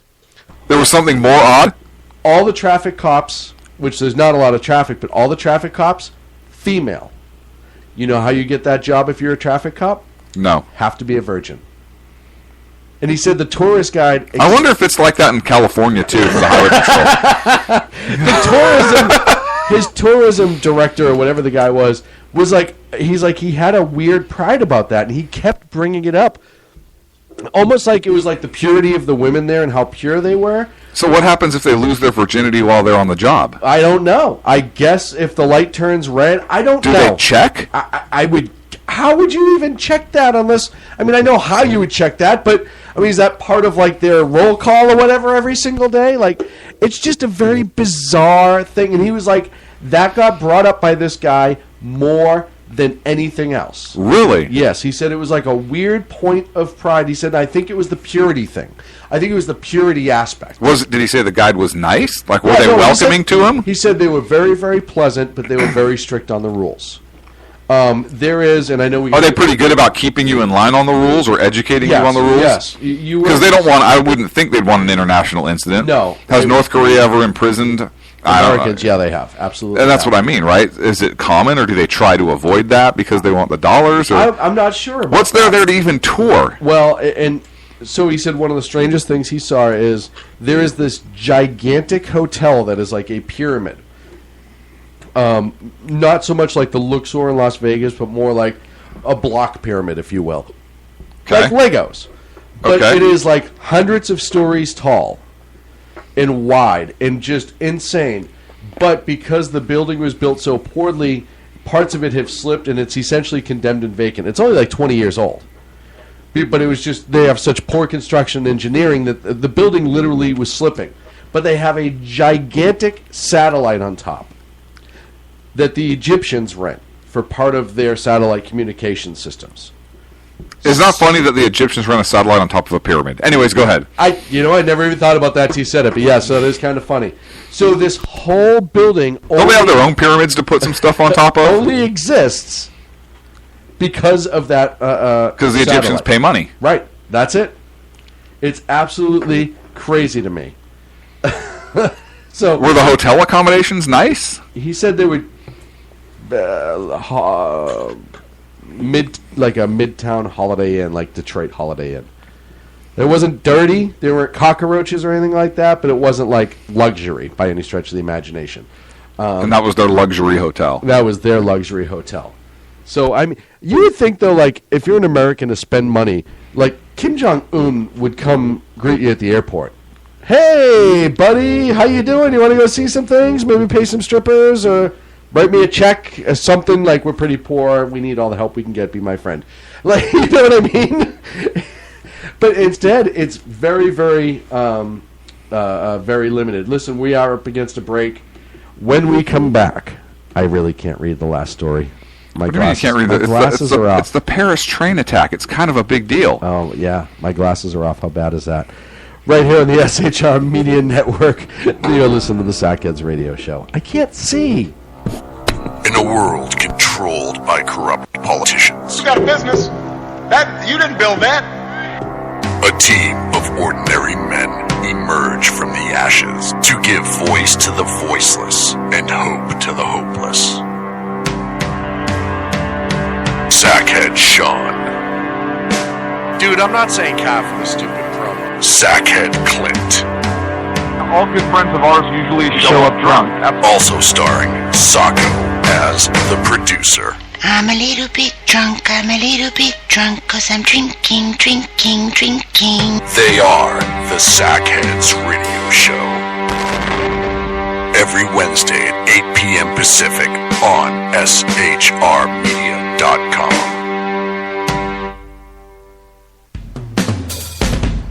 This is Tammy Jackson, inviting you to join me on the Tammy Jackson Show every Tuesday night at 7 p.m. Pacific on the 405radio.com. Put down that remote and tune into the show that covers politics, guns and the Second Amendment, religious liberties, sanctity of life, the military, and more. I host newsworthy guests and work hard to be a conservative radio show that's not like all the others. So save Tuesday nights at 7 p.m. Pacific from me, Tammy Jackson, on the 405media.com. Who listens to the Andrea Kaye Show? Let's find out as we eavesdrop on listener Roger Johnson in Encinitas. You know, if our policy is going to be bring any child who comes across the border and says coordination, we have to take them in. Okay, so apparently Roger fell asleep in the middle of my brilliant political tirade, and now he plans to sue me because I put him on the air, sleeping. Obviously, he's a liberal. Snoring, not an option while listening to the Andrea Kaye Show, Tuesday mornings at 11 on Financial News and Talk. You know I'm right. Y'all know I'm right. Hello, I'm Matt, a student at Hillsdale College. Here is Hillsdale President Larry Arnn on the continuing relevance of the Constitution. Many argue today that the Constitution is outdated because it addresses problems peculiar to the 18th century. Some parts of the Constitution do read rather quaintly. Consider the injunction against titles of nobility in Article 1, Section 9 of the Constitution. But is that so outdated? The purpose of the injunction is to prevent the government granting special privileges to some for partisan reasons. This strikes at the heart of the rule of law. The crony capitalism so common today is a place where the government bestows favors and tax dollars on some businesses to give them a leg up over others. This is exactly the kind of thing the Constitution was meant to prohibit. The Constitution is not so outdated after all. This Constitution Minute was brought to you by Hillsdale College. To join the national conversation on the Constitution, go to constitutionminute.com. And welcome back to the Sackheads Radio Show. We are live here on the SHR Media Network. You are so welcome, my friend. Thank you for being here and joining us. So, this past weekend on a train bound to nowhere, met up with a gambler. We were both too tired to speak. On a train bound to nowhere. Isn't that where you're going with that? Met up. Listen, we were listening to the Fall Guy theme song earlier, so I thought maybe we were doing this. Amsterdam to Paris bullet train. 3 Americans and other people were on board when an alleged attacker, a 25-year-old Moroccan national by the name of Ayoub El Khazini, Hini Honey Ho. The last part I'm not 100% sure of in my notes. Attempted to become an active shooter with an AK-47. He also had a pistol. As he was loading the weapon, 3 Americans, 2 of which were in the military, 1 was with them, and a Briton recognized the attack was impending, charged, and disarmed the attacker after one of the Americans was slashed several times with a box cutter. So edged weapon component also. Edged weapon component as well. On top of the AK-47, he had an automatic pistol, 9 cartridges, 9 cartridge clips, 9 bullets, a couple magazines on him as well for the pistol, as well as the AK-47 in the weapon. This guy was planning, after the train was moving pretty good, and it's one of those things that even passengers in the other train said they couldn't hear anything until none of them knew what was going on. Because the train's moving so loud, there's so much noise displacement, all these other things, that he was going to probably go car to car and try to slaughter people. So 3 Americans jumped into action in a Britain, and they were able to save a countless amount of people. Who knows how many people? Alex Gallardos, who's the 22-year-old member of the National Guard, who's one of the service members that stopped the attack, said I looked back and saw a guy enter the car with an AK-47, or he said Kalashnikov. My friends and I kind of looked at each other and then said, get him. Listen, these guys are heroes. Absolutely. 2 of them are actually from the Sacramento area. One of them spoke today and is being honored by the city of Sacramento. They got honored with France's highest award. Absolutely high. But listen, this could very easily have happened here. And that's something I think is missed with this story. I could sit here and talk about this specific incident for hours and what could have been different, et cetera, et cetera. Once again, 3 Americans who stood up for what was right. When I talk about the amazing people in this country, I'm not saying we're the only ones that have great people, because obviously there was a Briton there that jumped in and took action as well. And apparently, and I'm not nailing the French here, but I will a little bit. Apparently, according to other passengers, the crew on the train were literally just running around like willy-nilly. None of them had any idea what to do. With white flags. Literally, yeah. I mean, French self-to-French flags. Once again, Americans and British had to save the French. It just keeps happening. Once again. It's the weirdest thing. Once again. So... I wonder if the French people in Paris are going to be nicer now. No, they never will be. But listen, to get on this train, you had to go through metal detectors. There was security in place. Obviously, they didn't work.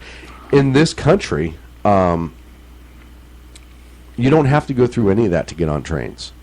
And we do have bullet trains. The Acela train that runs from Boston, New York to Washington, they're going to be building one stupidly here in California here shortly.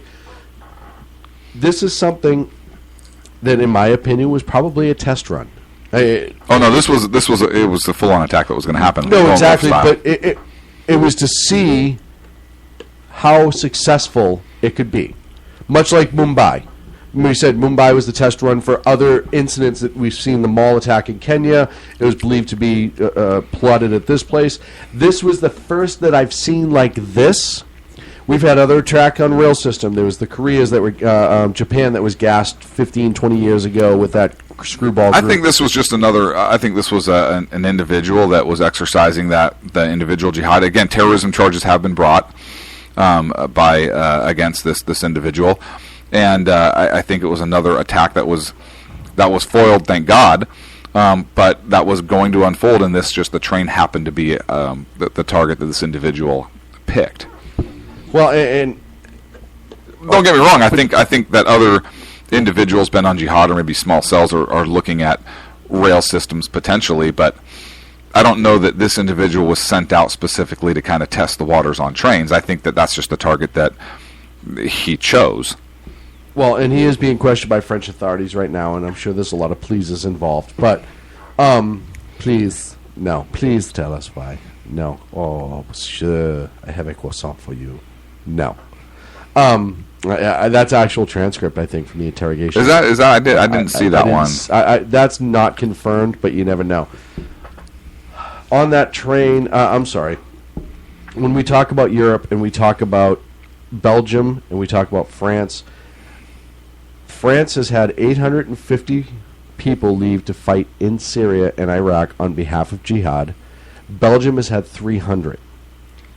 We know that Europe is insane with jihadist activity. Mm-hmm. But we also know it is coming here. Mm-hmm. And we also know, and we've seen it here. We've seen attempts here. We've seen successes, however small.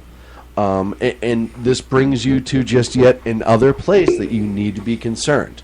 Because even if you're on a train, it doesn't have to be a bullet train, but you're on a train from Iowa to Chicago, and it's a 6-hour stretch, and you're in the middle of nowhere on a train, and something like this happens. And by the way, trains are gun-free zones. You're not permitted to carry firearms on any Amtrak trains.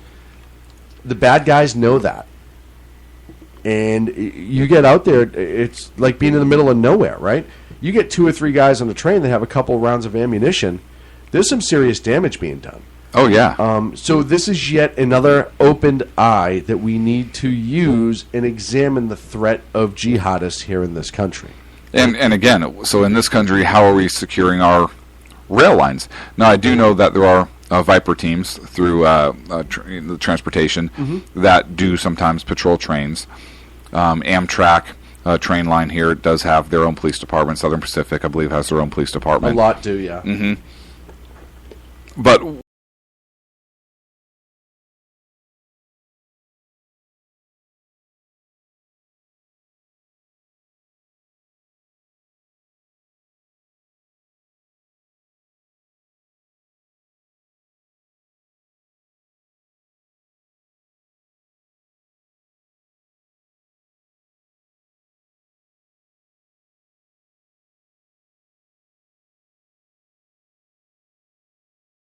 our air marshals, there was a report done on how just utterly destroyed our air marshals are right now. They're committing suicide in large numbers because of the work schedule, and there's so few of them that they're just constantly on legs of trips, very, very little time off. They did a study where I think it was like 40 or 50% of them, some ridiculously high number, admitted to needing to use some sort of drug or alcohol to sleep in the short amount of time that they had. Also fit for service oftentimes when they board the plane because they're exhausted, whatever. So you look at yet another ripple in security. And say what you want about the TSA. I believe in the actual air marshals. I think that they do a good job. I've actually met a few and been fortunate to meet a few. And their goal and mission is a good mission. Horrifically understaffed, horrifically under.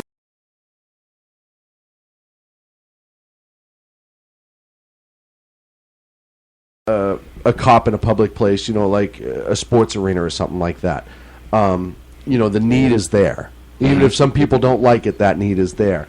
And they don't, if you get on a plane and you don't act out of line, you'd never even know the air marshal was there. You only know about it when something happens. And I've actually, my mother came out to visit a couple months ago, and there was an incident on the plane itself where the guy was absolutely hammered drunk, and there was an air marshal on the plane that kind of had to fight the guy a little bit and actually detain him.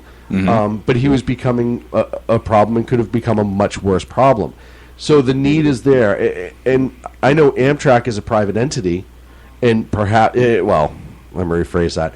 Amtrak is perceived as a private entity. They're extremely federally funded. They get $1 billion a federal year money, yeah, from the federal government. And there's always fights between the Democrats and Republicans. The Democrats obviously want to move it to a more government-controlled operation. Mm-hmm. The Republicans say, no, let's completely privatize it. Why are we continue to give $1 billion a year to Amtrak? It is a money loser. Right. And it's one of those things, too, where, Amtrak, I don't want to talk about the finances of Amtrak too long. Amtrak could be an awesome system if they actually made some changes that need to be made. I personally am one of those people, I would love to take a train cross country. The problem is it takes 4 times as long, 6 times as long as a plane.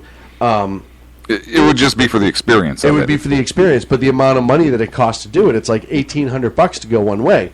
I'm not going to pay that. No way, especially when I can fly across country for a few hundred. Right. So there's a lot of problems with Amtrak. But one of the problems that I see is the security on Amtrak. Amtrak, a lot of people don't realize, is one of the biggest narcotics trafficking base for East-West in this country. From Chicago west, Amtrak is utilized regularly by drug dealers. There's a lot of people evading prosecution that ride Amtrak because it's not hard to get on. Mm-hmm. And unlike Greyhound, you do have the potential to have 300, 400, 500 people on one train going in one direction.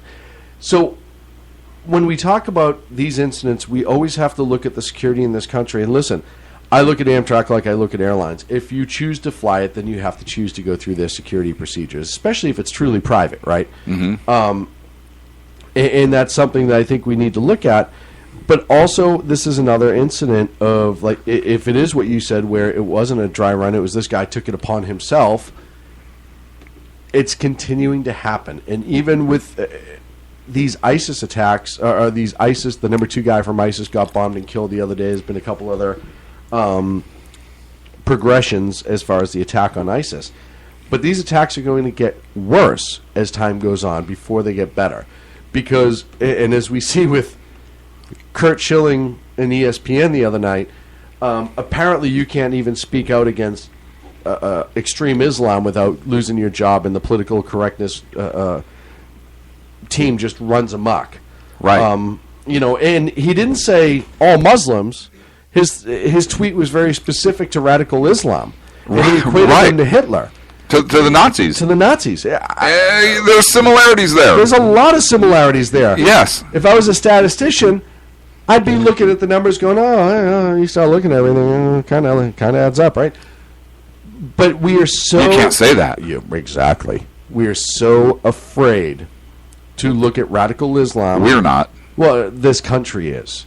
That we won't even truly defend ourselves from it or be allowed to defend ourselves from it because people might get offended. Look, you brought up a story earlier when we were talking about the father and his 2 sons. Yeah, out of New Jersey. Who went to go fight alongside the Kurds. Against ISIS. And listen, the first thing you said is, oh, well, if any of them get hurt... from the Turks. Right, fighting for the Kurds, these people are... His wife's going to kill him. And that's absolutely true, but the reality is, I think more and more Americans are starting to realize that this is a fight that needs to be brought to the ground on ISIS. Right, but now what's that do for Turkey, knowing that American citizens are involved in the fight? Well, with the Kurds, are they going to continue to? Doesn't it put them potentially in a weird spot? Or are they just going to be like, oh, well, they're making the decision to fight, and we're at war with them, so right, that's on them. I don't know, and I don't know if our State Department's like, hey, lay off the Kurds for a little bit, which they should be. They're not the biggest problem right now. Right. But a little bit about the family. The father, Harry's 49, his 2 sons, Josh and James, 29, 23. They left Tuesday, yesterday, to join the Kurds in northern Iraq. The father, dad, is divorced, all right, so he doesn't have to worry about that. Father in New Jersey. He was a former Marine, a police officer, and currently, or was a National Guardsman who served 2 tours in Iraq. Son Josh was a Marine who served 2 in Afghanistan, and his brother James, the 23-year-old, also fought in Afghanistan as an infantryman, I believe, in the U.S. Army. Family came up with an idea when they to travel in northern Iraq to document the fighting as cameramen, and then it progressed into actually fighting ISIS. All 3 say they are prepared to die and will not be captured. You know, when we have people like this, who I think recognize that sometimes evil has to be confronted, and are willing to risk their own lives, and to confront that evil on their own dime, to go to a place where it's not even with other Americans per se. Right. Because the fight is so important. And to them personally, they recognize... All 3 of those guys served over there, right? They served in the Middle East. They know what the hazard and the danger is. They know who they are about to go up against. And maybe it's something that this administration doesn't want to do, but more and more of these folks realize that maybe some things need to be done different. And this isn't going to be won through bombings. This isn't going to be won through propaganda. We're not going to win these people over. We're not going to hug them and to stop killing people. No. And this isn't the first time that American citizens have volunteered to go fight at all against evil. I mean, you look at what American citizens and flyers did for the Chinese people when the Japanese were invading in World War II. You had the Flying Tiger group that came. You had Americans fighting with the French before America entered the war. And so this isn't unique, but in all of those cases, American citizens recognized a potential global threat and evil and confronted it. Volunteered to confront it, absolutely. And it's a lot different than Americans going to join ISIS. Because ISIS is after world domination. And these guys want to stop Global caliphate. Global caliphate. These guys want to stop it. And these guys are willing to risk their lives, in my opinion, for our country just as much as the Kurds. Because it does affect us. It absolutely does affect us. So, you know, my thoughts and prayers are with them, and I wish them nothing but success. I wish there was a way that we could donate to them directly. Those 3, for equipment, whatever. Because that's something I would participate in. Because, you know, sometimes the citizens of this country does need to leave the government, as it should be. We should be the one leading the government and setting the example and forcing the government to step up to that example. And these 3 gentlemen are doing just that. I think that I think it's very personal for them. Like you said, you know, they recognize the global threat that affects all of us, including us here in the homeland, and they decided to step up and do something about it, since our government is doing very little in terms of boots on the ground. I don't know what kind of support they're going to get from our government. If they are captured or if anything happens, I don't think they're going to get any support. Maybe if they're captured, there'll be some sort of talks or negotiation. I have no idea. But I don't have a lot of confidence in this administration. And Turkey really does. I mean, I think they have to worry about not only ISIS, but they have to worry about Turkey, a potential ally of ours. Yeah, there's not a potential ally of ours, an ally of ours. Right, NATO ally. So there's a lot there to be concerned about.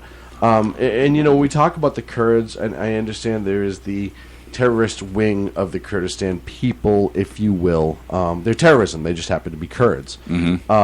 And then you have the other Kurds as well, and the ones who are actually fighting ISIS for the most part are good people who've been fighting this fight for a long time. These are the same people that the Iraqis gassed and have just been slaughtered for thousands of years, really, and continue to survive somehow.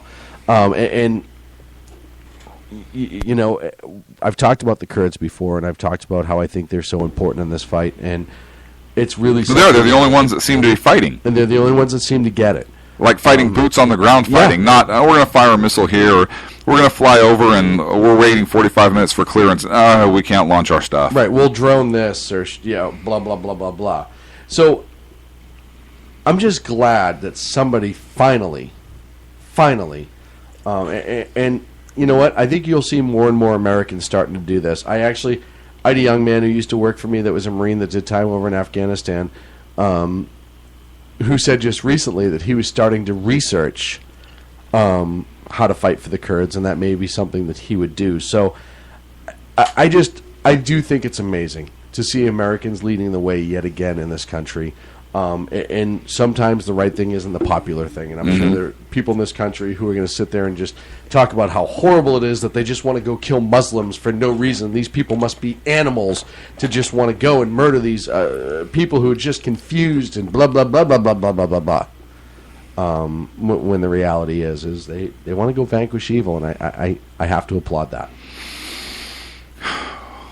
We didn't talk about anything tonight. It was a slow night, wasn't it, for the news department? Very, very slow. We didn't even talk about Biden potentially running or his talk with Elizabeth Warren. Yes, and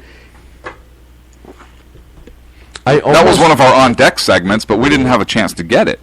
I almost wonder, and we could do the Cliff Note version. We have 4 minutes.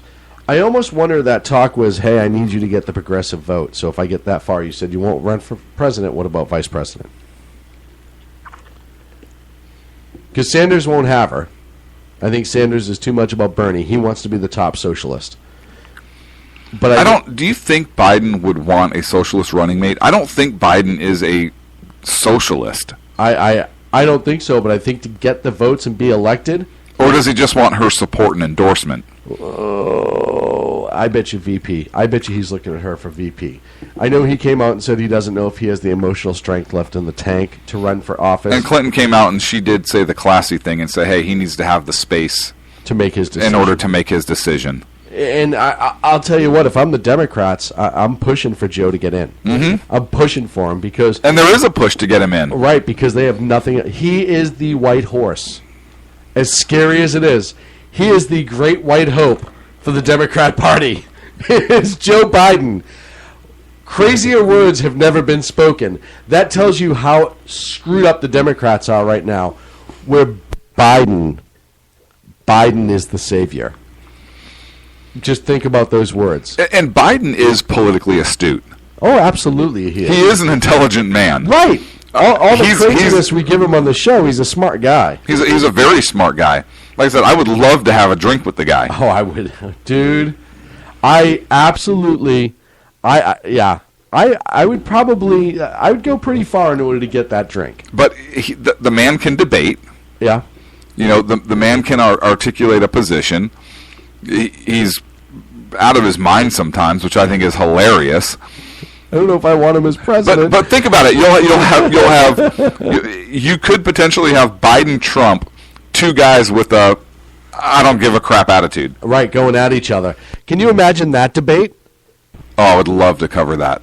Beep, beep, beep, beep, beep, beep. No, you. Just throwing microphones at each other. Like all of a sudden, it's like WWE matchup. Oh no, this is like no matchup. No. Trump v. Biden. Who wins? I have no definitive answer for that.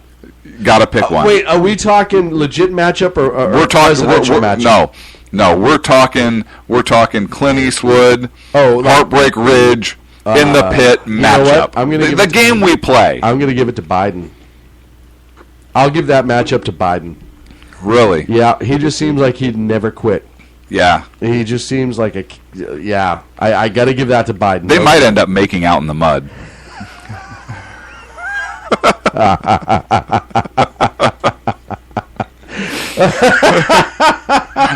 On that note, and strictly for our show, and hoping and singing and praying, because the amount of comedy that would come out of a Biden president would just be absolutely awesome. Oh yeah, or a Biden-Trump run. Oh God, folks, that's it here on the Sackheads Radio Show, live from the SHR Media Network, from the SHR Studios in sunny somewhere else where we're not. We'll see you next Wednesday night. Tomorrow morning. I thought you were going to say El Salvador. El Salvador. Tomorrow, 12 in the east, 9 in the west. In the morning, catch Jersey Joe, Political Reva, right here on the SHR Media Network. Talk to you next week. Conservative media done right. You're listening to the SHR Media Network. In a world controlled by corrupt politicians, got a business. That you didn't build that. A team of ordinary men emerge from the ashes to give voice to the voiceless and hope to the hopeless. Sackhead Sean. Dude, I'm not saying calf for the stupid promo. Sackhead Clint. All good friends of ours usually